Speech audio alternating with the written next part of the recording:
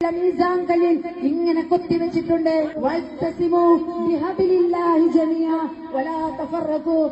നിങ്ങൾ അല്ലാഹുവിന്റെ പാശത്തിൽ മുറുകെ പിടിക്കുക, വലാ തഫറഖു, നിങ്ങൾ ഭിന്നിച്ചു പോകരുത്. പ്രിയപ്പെട്ടവരെ, ആശയപരമായി പല വ്യത്യാസങ്ങളും നമുക്കിടയിൽ ഉണ്ടാവും, പല ആദർശ വ്യത്യാസങ്ങളുണ്ടാവും. ആ ആദർശ വ്യത്യാസങ്ങളൊന്നും നമ്മുടെ സമൂഹത്തിനോ നമ്മുടെ സമുദായത്തിനോ ദോഷം വരുന്ന വിധത്തിൽ ആവാൻ പാടില്ല എന്ന് ഞാൻ നിങ്ങളോട് പറയുകയാണ്. നമ്മുടെ ഇടയിൽ ഈക്കാരുണ്ടാവും, എപിക്കാരുണ്ടാവും. കേവല രാഷ്ട്രീയത്തിന് വേണ്ടി പരിശുദ്ധമായ ഖുർആനിലെ ഒരു ആയത്ത് ഓതിയിട്ട് പച്ചയായി അതിനെ ദുർവ്യാഖ്യാനിക്കുന്ന ഒരു രംഗമാണ് ഈ സഹോദരിയിൽ നിന്ന് നമ്മളിപ്പോൾ കേട്ടത്. എന്താണ് വിശുദ്ധ ഖുർആൻ പറയുന്നത്? വഅ്തസിമു ബിഹബിലില്ലാഹി ജമിയ, അള്ളാഹുവിൻ്റെ പാശത്തിൽ നിങ്ങൾ മുറുകെ പിടിക്കുക, വലാ തഫറഖു, നിങ്ങൾ ഭിന്നിക്കരുത്. ഏത് വിഷയത്തിലാണോ ഖുർആൻ ഇത് പറയുന്നത് അതിൻ്റെ നേരെ ഓപ്പോസിറ്റ് മറിച്ചിട്ടു. ആ ആയത്ത് ഓതിയിട്ട് ഈ സഹോദരി ചെയ്തത് അടുത്ത ഒരു ഗണ്ണികയിൽ തന്നെ അതിൻ്റെ നേരെ ഓപ്പോസിറ്റ് പറയാണ്. അതായത് വഅ്തസിമു ബിഹബിലില്ലാഹി ജമിയ, അതിനെ ഖുർആൻ മുഫസ്സിറുകൾ കൃത്യമായിട്ട് വിശദീകരിച്ചിട്ടുണ്ട്. സിറാത്തുൽ മുസ്തഖീം, എന്താണ്? അള്ളാഹുവിൻ്റെ പരിശുദ്ധമായ വഴിയാണത്, അതായത് ആദർശമാണത്. ഇസ്ലാമിൻ്റെ തനതായ ആദർശം അഹ്ലുസുന്നത്ത് വൽ ജമാഅത്ത്, അത് നിങ്ങൾ മുറുകെ പിടിക്കണമെന്നാണ് പറയുന്നത്. എന്നിട്ട് ഈ സഹോദരി പറയുന്നതോ, നിങ്ങൾ മുജാഹിദ് ആയിക്കോട്ടെ, നിങ്ങൾ ജമാഅത്ത് ആയിക്കോട്ടെ, നിങ്ങൾ സുന്നി ആയിക്കോട്ടെ, അല്ലെങ്കിൽ ഏതായിക്കോട്ടെ, നിങ്ങൾ ഒന്നിച്ച് നിൽക്കണം. എന്തിനൊന്നിച്ച് നിൽക്കണം? വോട്ടിന് നിങ്ങൾ ഒന്നിച്ചിക്കണം. അപ്പോൾ വോട്ട് പിടിക്കാൻ വേണ്ടിയിട്ട്, അല്ലെങ്കിൽ രാഷ്ട്രീയ പാർട്ടികളുടെ നേട്ടത്തിന് വേണ്ടിയിട്ട് വിശുദ്ധ ഖുർആനിലെ ഒരു ആയത്തിനെ, ഗൗരവകരമായ വിഷയമാണിത്, ഒരു ആയത്തിനെ ദുർവ്യാഖ്യാനം ചെയ്യുക. എന്താണ് ഇതിനെതിരെ പണ്ഡിതന്മാർ മൗനം വായിക്കുന്നത്? കൃത്യമായ മതനിന്ദയല്ലേ ഇത്? വഅ്തസിമു ബിഹബിലില്ലാഹി ജമിയ, അള്ളാഹുവിൻ്റെ അഹദ്, ഒന്നുകിൽ അഹദ് അള്ളാഹുവിൻ്റെ കരാറ്. എന്താണ് അള്ളാഹുവിൻ്റെ കരാറ്? അള്ളാഹുവിൻ്റെ കരാർ എന്താണ്? അള്ളാഹുവിൻ്റെ പരിശുദ്ധമായ ദീനാണ്.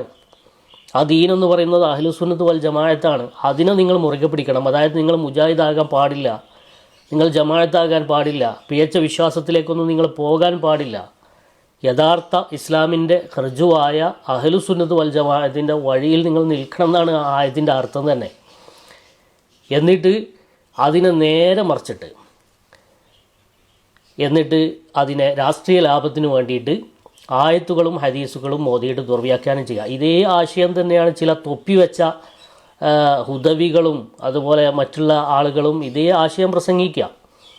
എന്ത്? നിങ്ങൾ ഒന്നിച്ച് നിൽക്കണം, നിങ്ങൾ മുജാഹിദായിക്കോട്ടെ, ആശയം പലതായിക്കോട്ടെ. ഇതാണോ ഒരു പണ്ഡിതൻ ജനങ്ങൾക്ക് പറഞ്ഞു കൊടുക്കേണ്ടത്? നിങ്ങളുടെ ആശയം പലതാകാൻ ഏതായാലും പ്രശ്നമില്ല, നിങ്ങൾ ഒന്നിച്ച് നിൽക്കണം, നിങ്ങളൊരു രാഷ്ട്രീയ പാർട്ടിക്ക് കീഴിലായാൽ മതി.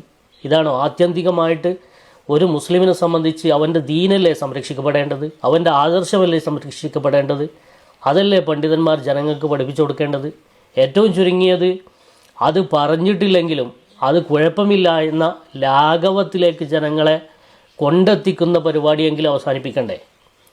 ഏത് ആശയത്തിലായാലും കുഴപ്പമില്ല, നിങ്ങളൊരു രാഷ്ട്രീയ പാർട്ടിക്ക് കീഴിൽ നിന്നാൽ മതി എന്ന ഒരു ആശയത്തിലേക്ക് കൊണ്ടെത്തിച്ചാൽ നിങ്ങൾക്ക് ആഖിറം എന്തായാലും കുഴപ്പമില്ല, ദുന്യാവ് മതി എന്നൊരാശയത്തിലേക്കല്ലേ ഇവർ പറഞ്ഞു വെക്കുന്നത്. എന്താണ് ഇവരൊക്കെ പഠിച്ചിറങ്ങിയത്?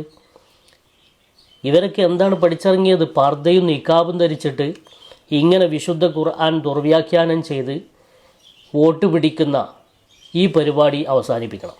മതത്തിൻ്റെ ചിഹ്നങ്ങളെയും മതത്തിൻ്റെ ഗ്രന്ഥങ്ങളെയും ഉപയോഗിച്ച് ഇത്തരം ദുർവ്യാഖ്യാനം ചെയ്ത് പരിശുദ്ധമായ ദീനിനെ കൊച്ചാക്കുന്ന രീതി, അല്ലെങ്കിൽ അഹ്ലുസുന്നത്ത് വൽ ജമാഅത്തിനെ, പരിശുദ്ധമായ സിറാത്തുൽ മുസ്തഖീമിനെ ജനങ്ങളുടെ മനസ്സിൽ നിന്ന് അടർത്തി മാറ്റി അതിനെ വില കുറച്ച് കാണിച്ച്, ദീനിനെ വില കുറച്ച് കാണിച്ച് ദുന്യാവിന് ദീനിനെ വിൽക്കുന്ന ഏർപ്പാട് അവസാനിപ്പിക്കണം.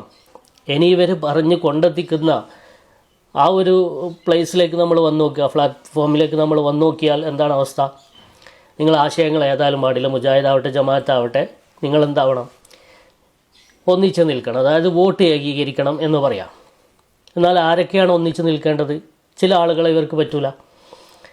PDPയും ഇവരും തമ്മിൽ ഒന്നിച്ച് നിൽക്കുമോ? PDPയും SDPയും ഒന്നിച്ച് നിൽക്കുമോ? ഇവരെല്ലാം കൂടി ഒന്നിച്ചു ചേരാൻ പറ്റുമോ? അവിടെ അതിർവരമ്പുകൾ വെക്കും. അവിടെ ഈ ഹബിൽ ഇല്ല, അള്ളാഹുവിൻ്റെ പാശമല്ല, അവർക്ക് അള്ളാഹുവിൻ്റെ പാശം പിടിക്കാൻ പാടില്ല, അതിൻ്റെ അപ്പുറത്താണ്. എന്നാൽ ചില മണ്ഡലങ്ങളിൽ ഇവർ അള്ളാഹുവിൻ്റെ ഹബിലാണ്, ചില മണ്ഡലങ്ങളിൽ ഹബിലല്ല. ഉദാഹരണമായിട്ട് മഞ്ചേശ്വരം പോലുള്ള മണ്ഡലങ്ങളിൽ STPI അള്ളാഹുവിൻ്റെ ഹബിലാണ്. മറ്റുള്ള മണ്ഡലങ്ങളിൽ STPI എന്താകരുത്, അള്ളാഹുവിൻ്റെ ഹബിൽ പിടിക്കരുത്. ഇതാണോ ഈ ആയത്തിൻ്റെ ആശയം?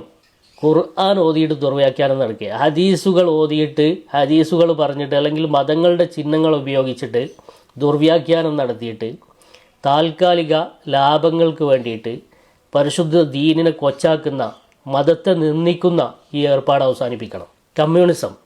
ഈ കമ്മ്യൂണിസം അതിലേക്ക് പോകാൻ പാടില്ല എന്ന് ഖുർആൻ ഓതിയിട്ട് ചില ആളുകൾ പ്രസംഗിക്കുക.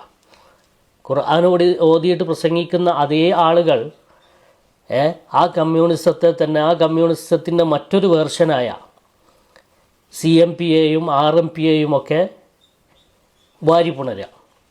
അതാകുമ്പോൾ പ്രശ്നമില്ല. അതിൽ കമ്മ്യൂണിസ്റ്റ് അല്ലേ, അതിൽ മാർക്സിസ്റ്റ് പാർട്ടി തന്നെയാണ് CMP RMP ഒക്കെ. അതുപോലെ അതിർത്തി കടക്കുമ്പോൾ കമ്മ്യൂണിസം ഹറാമല്ലാത്ത ഒരവസ്ഥ വരിക. അപ്പോൾ ഇതിലൊക്കെ ചെയ്യേണ്ടത് നിങ്ങൾക്ക് നിങ്ങളുടെ രാഷ്ട്രീയ നയങ്ങളൊക്കെ സ്വീകരിക്കാം. അത് ജയിക്കുന്നതിന് വേണ്ടിയിട്ട്, വോട്ട് സ്വരൂപിക്കുന്നതിന് വേണ്ടി ഏത് നയങ്ങളും അടവുകളും നിങ്ങൾ സ്വീകരിച്ചോളൂ, അതിന് യാതൊരു കുഴപ്പമില്ല. പക്ഷേ ഒരിക്കലും പരിശുദ്ധമായ ഇസ്ലാമിൻ്റെ ചിഹ്നങ്ങളെ അല്ലെങ്കിൽ വിശുദ്ധ ഗ്രന്ഥങ്ങളെ അതിനു വേണ്ടി നിങ്ങൾ ദുരുപയോഗം ചെയ്യരുത്. കമ്മ്യൂണിസം എന്ന പ്രത്യയശാസ്ത്രം അത് മതവിരുദ്ധമാണ്, എല്ലാവർക്കും അറിയാം. പക്ഷേ അതിൻ്റെ എല്ലാ വേർഷനും അങ്ങനെ തന്നെയാണ്.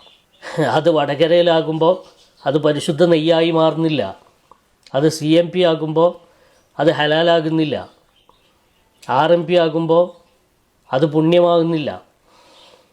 കമ്മ്യൂണിസം എന്ന പ്രത്യയശാസ്ത്രം അത് എപ്പോഴും ഒരു മുസ്ലിമിന് അതിനോട് അടുത്ത് നിൽക്കാൻ പറ്റാത്തതാണ് അതിൻ്റെ പ്രത്യയശാസ്ത്രം.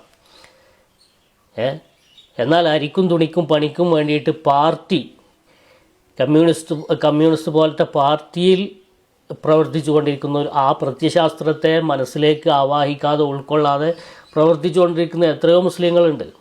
അവരൊന്നും ആ പ്രത്യയശാസ്ത്രത്തെ ഉൾക്കൊണ്ടുകൊണ്ടല്ല, ഈ ഒരു രീതിയിൽ തന്നെയാണ് ഈ RMPയോടും മറ്റുമൊക്കെ സഹകരിക്കുന്നത്, അല്ലെങ്കിൽ തമിഴ്നാട്ടിൽ ഇതിനോട് സഹകരിക്കുന്നത്, കമ്മ്യൂണിസ്റ്റ് പാർട്ടിയോട് സഹകരിക്കുന്നത്. ഇനി കേരളത്തിൽ തന്നെ പണ്ട് സഹകരിച്ചത്, ബാഫഖി തങ്ങളുടെ കാലത്ത് സഹകരിച്ചത്, ഇനി ഭാവിയിൽ ചിലപ്പോൾ സഹകരിക്കാൻ പോകുന്നത്, ഇതൊക്കെ ഈ ഒരു നിലക്കാണ്. അപ്പോൾ അതിനെ മതത്തിൻ്റെ ലേബലിലേക്ക് കൊണ്ടുവന്ന് അതിനെ മതവൽക്കരിച്ച് മതത്തിൻ്റെ ആയത്തുകളും ഗ്രന്ഥങ്ങളും ഒക്കെ അതിനു വേണ്ടിയിട്ട് ഉപയോഗപ്പെടുത്തി ദുർവ്യാഖ്യാനം ചെയ്ത് ഒരിക്കലും നിങ്ങൾ താൽക്കാലിക ലാഭത്തിന് വേണ്ടിയിട്ടും വോട്ടിന് വേണ്ടിയിട്ടും ഈ തരത്തിലുള്ള തോന്നിവാസങ്ങൾ പ്രചരണത്തിന് വേണ്ടി ഉപയോഗിക്കരുതേ എന്ന് വളരെ വിനീതമായി അപേക്ഷിക്കുകയാണ്. അസ്സലാമു അലൈക്കും വറഹ്മത്തുള്ളാഹി വബറകാതുഹു. والحق هو الثابت الباقي الذي لا يزول. إن الباطل لا بقاء له ولا ثبات.